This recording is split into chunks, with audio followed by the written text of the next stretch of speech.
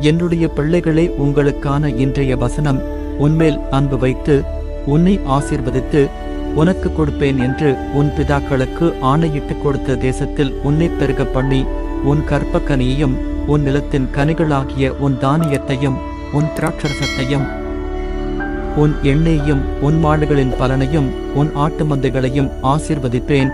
சகல ஜனங்களைப் பார்க்கிலும் நீ ஆசீர்வதிக்கப்பட்டிருப்பாய். என் அன்பு பிள்ளையே, இந்த நாள் உங்களுக்கு ஆசீர்வாதமாயிருக்க நான் தரும் வாக்குத்தத்தம் இது.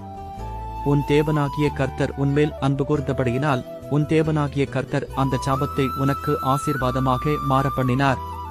உபாகமம் அதிகாரம் 23 வசனம் 5. என்னுடைய பிள்ளைகளே, உங்களுக்கான இன்றைய வசனம், நீ எனக்கு மிகவும் பிரியமானவன் ஆதலால் நீ வேண்டிக் கொள்ளத் தொடங்கின போதே கட்டளை வெளிப்பட்டது.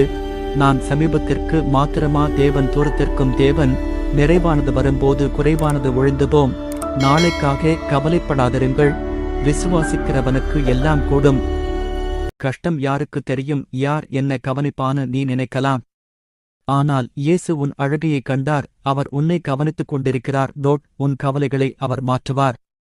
கலங்காதே, தைரியமாக இரு. நீ கற்பந்தரித்து ஒரு குமாரனைப் பெறுவாய். அவன் தலையின் மேல் சவரகன் கத்திப்படலாகாது. அந்த பிள்ளை பிறந்தது முதல் தேவனுக்கென்று நசரேயனாயிருப்பான். அவன் யெசபேலை பெலிஸ்தரின் கைக்கு நீங்கலாக்கி ரட்சிக்கத் தொடங்குவான் என்றார். நியாயாதிபதிகள் 13 அதிகாரம் 5 வசனம்.